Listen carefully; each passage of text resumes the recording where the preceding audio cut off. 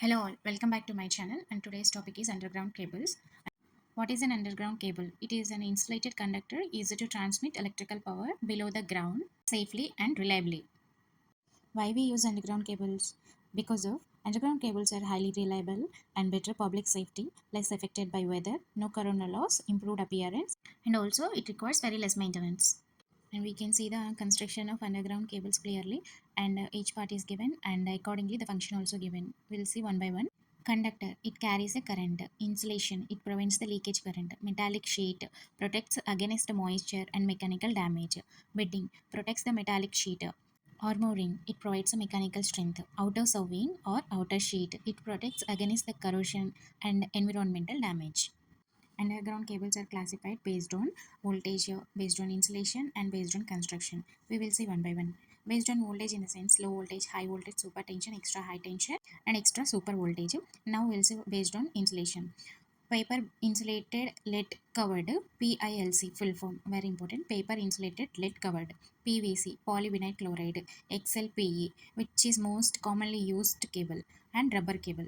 Next, based on construction, belted cable, screened cable, pressure cable, oil filled cable, gas pressure cable. Oil filled cable and gas pressure cable are the two types of cables which are comes under pressure cables.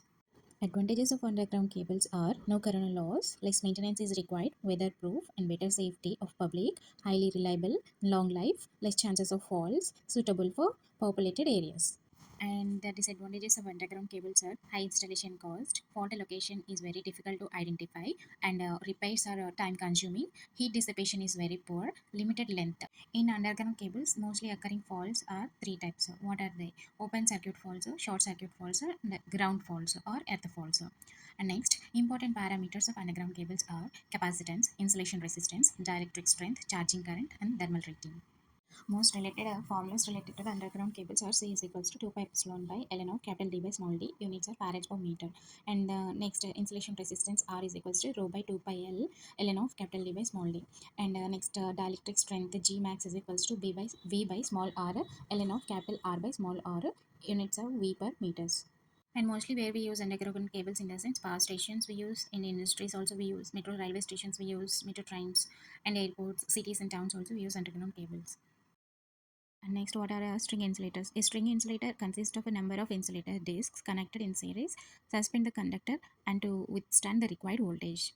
Why we use string insulators? For a voltage above 33 kV, single insulator is not sufficient. More number of discs are connected in series to withstand higher voltage. The types of insulators are pin type insulator, suspension type insulator, strain type insulator, shackle type insulator, stay or steady insulator. Next, we will see the concept of string efficiency. Firstly, what is string efficiency? The ratio of total voltage across the complete string to the product of number of discs and the maximum voltage across any disc. So, therefore, efficiency is equals to V by number of disc n into V max. In the percentages into 100%. String efficiency is always less than 100%. Why? Because of due to shunt capacitance between each disc and cross arm. Voltage is not uniformly distributed across the disc. The disc nearest to the conductor has the highest voltage. How to improve string efficiency? By using a guard ring or grading ring, that means connected to a metal fitting to reduce the capacitance and improves the voltage distribution. Next, by using capacitance grading, it means using insulator discs of different capacitance in a string. Okay. Next, longer cross arm, it means increasing the distance between insulator string and tower reduces the shunt capacitance. Advantages of string insulators are easily replacement of damaged disc, suitable for high voltages, high mechanical strength, flexible construction, withstands heavy stresses, less risk of breakdown, and also having disadvantages, and they are costlier than pin insulators, required more space, more hardware, and fittings are required. Voltage is not uniformly distributed. Periodic maintenance is required. Comparison is given between a pin type and a suspension type insulator. First one, comparing to the pin type insulator, suspension type is used for high voltage ratings, and also it is very costly and mechanical strength is very more. And comparing to the pin type insulator, it is very easy to maintain and also very highly flexible. So used for transmission lines, whereas pin type insulator is used for distribution lines. Any damage occurs in a pin type insulator, entire unit should be replaced, whereas in suspension type insulator only the damaged disc is removed or replaced. Efficiency for a pin type insulator is 100% for a single unit, and for a suspension type insulator efficiency is always less than 100%.